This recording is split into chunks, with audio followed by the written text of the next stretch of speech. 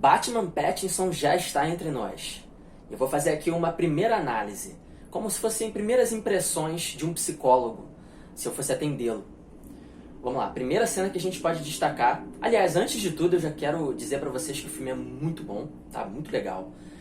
Já tá no nível do Batman Begins, na minha opinião, e no do Batman Cavaleiro das Trevas Ressurge, ficando atrás só ainda do Supremo, né? Eu acho que você já sabe. O Batman Cavaleiro das Trevas, com o nosso glorioso Heath Ledger como vilão. Ali, eu confesso pra vocês que vai ser difícil bater. Por enquanto, segue invicto. Mas vamos lá, o filme tá muito bom, ele bebe da fonte justamente do Nolan e um pouco da fonte também do Joker, do Coringa de 2019 lá com o Joaquin. E dá uma atualizada bonita nos conceitos introduzidos nesses dois filmes. Dá pra ver que o diretor é muito fã também dos quadrinhos. Tem gente aí apontando que ele tá bastante parecido com as HQs ano 1, ano 2 e algumas outras do Batman, que eu não vou saber citar muito bem porque eu não li tantas HQs. Mas então, vamos para nossa análise. Como sempre, né, vocês sabem que eu trabalho com situações, destacando no mínimo 3, para a gente poder verificar nos comportamentos as evidências, né, ou seja, os fatos que seriam uma fonte rica para uma análise psicológica de alguém. Também nas falas e nos pensamentos, né?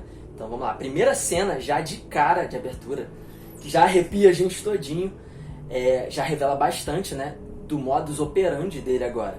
Nesse momento no ano 2, que é a cena do I am vengeance. O Batman ele vai resgatar um refém, uma pessoa, um cidadão de Gotham que está saindo dos trens tarde da noite e é atacado por um bando lá de marginaizinhos parecidos com capangas do Coringa ou alguma coisa assim, mas não são, eu acho que não são, não fizeram esse link. Ali você já consegue pegar um pensamento que é justamente o slogan do filme, essa coisa do eu sou a vingança. Que quando o Batman ele entra em cena, ele já chega com uma presença muito forte. Quando o Batman aparece pela primeira vez, lembra muito aquela coisa meio faroeste. Os passos dele são pesados, tem presença e ele vem surgindo do escuro até que um dos bandidos o confronta com um comportamento de deboche, né? Perguntando, rindo da cara dele e quem ele seria. E aí já se adianta para atacá-lo, né? E só essa afronta, né? Então a situação seria essa. O bandido pergunta quem é ele. Quem é ele? Andando meio que ridículo daquele jeito, né? Vestido de Batman. Tentando ridicularizá-lo, diminuí-lo. Essa afronta já é suficiente para disparar o pensamento automático nele. Do eu sou a vingança. Que vocês sabem que acarretam em comportamentos e estados emocionais. Os pensamentos, as interpretações automáticas que a gente faz das situações. Então ao pensar que eu sou a vingança, junto com todo o background dele, né, o passado de ter perdido os pais, lembrando que é ainda recente nesse filme, quer dizer, mais recente do que nos outros, né, em que ele já é um Batman mais velho, no Ben Affleck e no Christian Bale. Então esse aqui é um Batman bem mais jovem, e o que faz com que os sentimentos dele estejam bem mais aflorados. Ele ainda está tentando definir como que ele vai lidar com todo esse turbilhão emocional. Então ele sente muita raiva nesse momento. Esse pensamento é um gatilho interessante para liberar toda essa raiva. E o que vem em seguida, você sabe, é uma tremenda agressividade. Esse Batman ele tá bem violento, o que é um ponto muito positivo pro herói no cinema nesse instante. Ele já chega detonando o cara com tudo e pega todos os capangas que atiram nele e salva o refém, salva o dia. Então essa seria uma primeira situação pra gente entender pelo que ele tá passando. Então vamos lá. Junto com as situações, a gente levantaria também um histórico relevante para que esse modus operandi fosse desenvolvido, né? Porque a gente começa a se comportar de uma determinada maneira através de como a gente interpreta, de como a gente percebe, né? O que é o mundo, o que a gente pensa sobre o que é o mundo, o que são as pessoas e quem nós somos. Ou seja, que são as nossas crenças. E o melhor caminho para chegar nessas crenças, para descobri-las, é através dessas situações, dos pensamentos e dos comportamentos, que seriam as folhas dessa árvore, né? A superfície, onde a gente vai afunilando, vindo pela seiva e chega na raiz da árvore, que são as crenças. Ou seja, o que pensamos de nós mesmos, dos outros, ou seja, do mundo. E a gente vê, por exemplo, se ele é hostil ou não, se a gente acha que o mundo é hostil ou não. E no caso dele, ele pensa que sim. Afinal, ele perdeu os pais.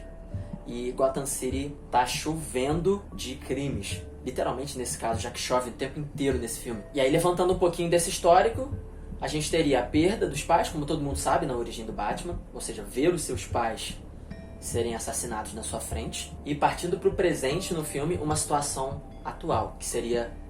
Eu vou dar spoilers aqui, se você não viu, fique avisado. A quase perda do Alfred é uma outra situação interessante para a gente analisar. Começar a pensar em como ele se torna esse Batman. Alfred é uma figura ainda enigmática para ele, né, nesse momento. A relação entre eles ainda é meio nebulosa. O filme coloca de um jeito inovador essa coisa da relação sendo construída do Alfred e do Bruce. Quando ele chega perto de perder o Alfred, uma armadilha, uma arapuca armada pelo Charada, ele se dá conta da importância que essa figura meio que paterna, um padrinho, né, tem pra ele. Afinal, Alfred foi quem o criou. Mas o fato de estar tomado de raiva quase que o tempo todo nesse filme o distraiu da percepção da importância do Alfred pra ele. E é nesse momento em que ele se dá conta, quando o Alfred é atacado. E eles têm um momento ali muito legal, muito interessante, do Andy Serkis, também, nossa, entrega muito, uma atuação muito boa, junto com o Robert Pattinson, que é um momento, assim, mais introvertido do filme, mais introspectivo, quase que sem diálogos, onde a gente percebe só nos olhares dos atores e nos gestos o quanto aquela relação é sólida, importante pra eles. Uma terceira situação seria quando um dos capangas do Charada repete o mesmo bordão trabalhado no filme inteiro pelo Batman, inclusive é jogado e subvertido em cima dele, até pela Mulher Gato. Por fim, por esse Charadinha Júnior aí, que joga pra cima dele, eu sou a vingança também, depois de quase matá-lo e quase matar a Mulher Gato, enfim, quem tava na situação. E aí depois desse embate, ou seja, quando ele ouve aquilo, dispara uma imagem mental na cabeça dele de que ele precisa ser mais do que só a vingança.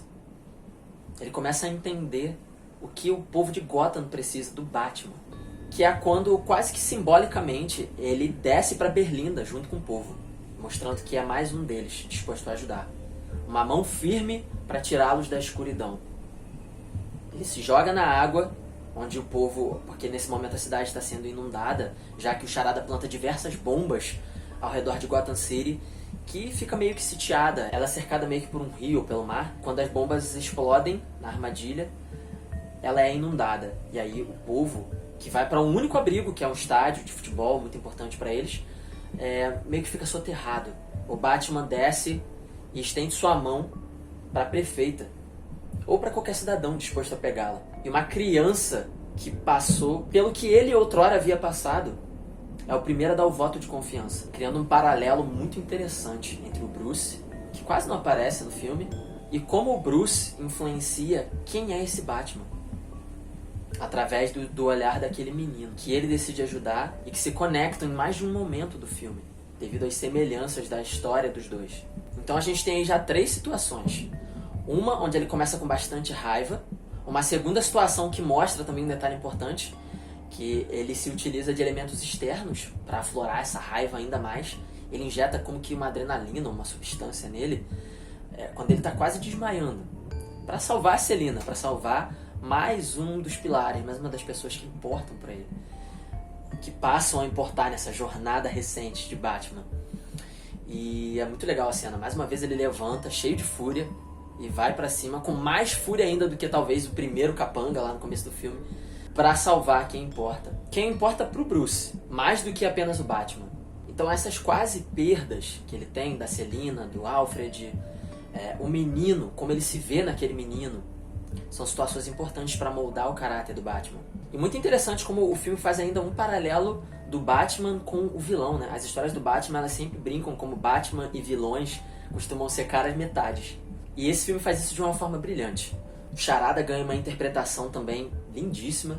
E a gente descobre que ele tem até uma história parecida. Um passado, um histórico relevante, como a gente chamaria, né? Na minha análise psicológica, que vocês já estão meio que acostumados. Mostrando também um passado de solidão, que o levou para um caminho completamente diferente do Bruce. Embora ambos apresentem igual brutalidade. Mas é ao escolher ajudar os cidadãos de Gotham, que ou bem ou mal pegaram a sua mão, que o Batman percebe tudo que ele poderia ser, ou melhor, tudo que ele não queria ser e se tornar, ao enxergar no Charada o que ele passou perto de ter sido, e o que em outras circunstâncias poderia ter sido ele. Mas ele tem um propósito maior. Ele escolhe ser a esperança.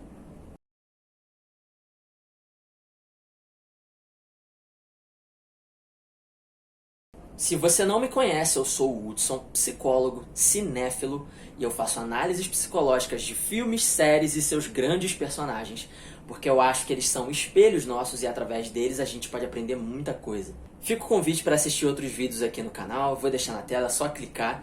Se inscreve se você gostou dessa análise e se você já conferiu outras aqui no canal. Deixa o like que me ajuda pra caramba e é rapidinho, de graça. Espero te ver por aqui. Vai ser um prazer ter a sua companhia. Um abraço, eu vou nessa.